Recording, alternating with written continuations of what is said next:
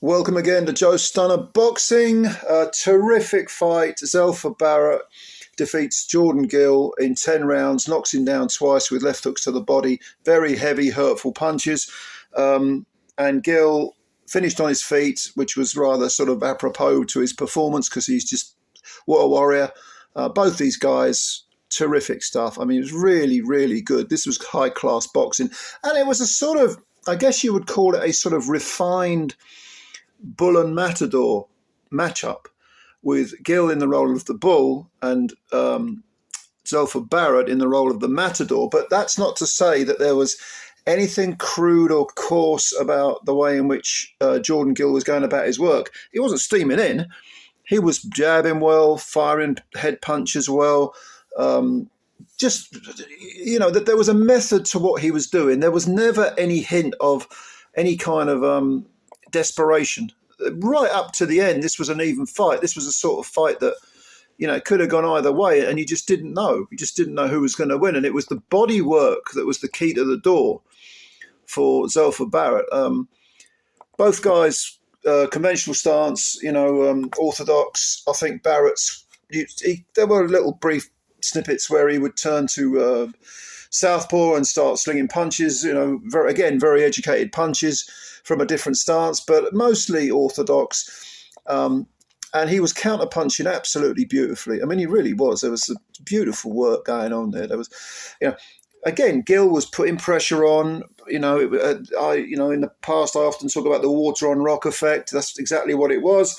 He was moving forward, Gill, high guard, nice jab, throwing dangerous rights, but the body work started, I guess you would say, what was it, about the fourth round, when there was one of the middle rounds, or it might have been the fourth or the fifth, earlier round maybe, where suddenly Zelfa Barrett decided, I'm going to chop down this tree, and it was hooks from both sides to the body. And Gill, to his credit, took those hooks very, very well initially. But again, they call it money in the bank, or Teddy Atlas used to call it putting water in the basement, which destroys the structure. You know, you bang to the body, and even if the guy is controlling or able to soak it up, it's money in the bank. It gains interest because further down the stretch, you know, you sort of capitulate. And this is precisely what happened with Jordan Gill, because in the final third of the fight, all those body punches did seem to take their toll. Not in the sense that he was sagging or flagging. I mean, both these guys have got terrific engines, but in the sense that as soon as Barrett started turning the screw with the hooks to the body again, it was like the straw that broke the camel's back, I guess you'd say, or the punch that broke the opponent's ribs, maybe. You know, fantastic work from Barrett. Very, very educated. His counter punching was excellent. He was catching Gill to the point where Gill had his left eye it wasn't closing, but it was extremely bruised around the both sides, actually, the top and the bottom. It looked like his skin had been tenderized, and it wasn't really a swelling. It was more just, like I say, it was red. I mean, literally red, you know, or scarlet, without actually bleeding. I don't think it was bleeding. It was just so badly damaged.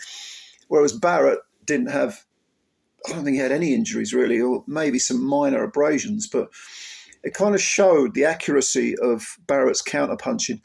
And Barrett, although he was on the back foot boxing beautifully and countering beautifully, timing Gill very well, it wasn't at any point running.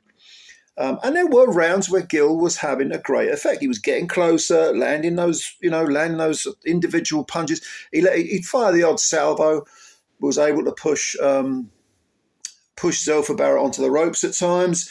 And Barrett was, I wouldn't say he was perturbed, but, you know, he covered up well defensively. He was very good.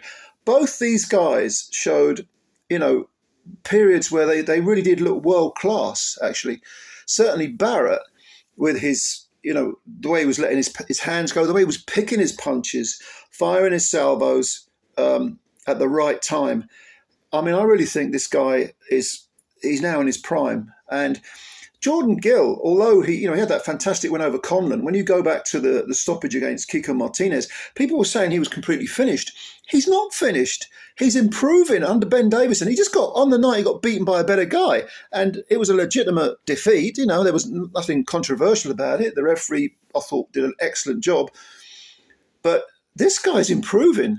And there's no reason why Jordan Gill can't come back. Maybe not to world level. I don't know, maybe to world level, but certainly to European level.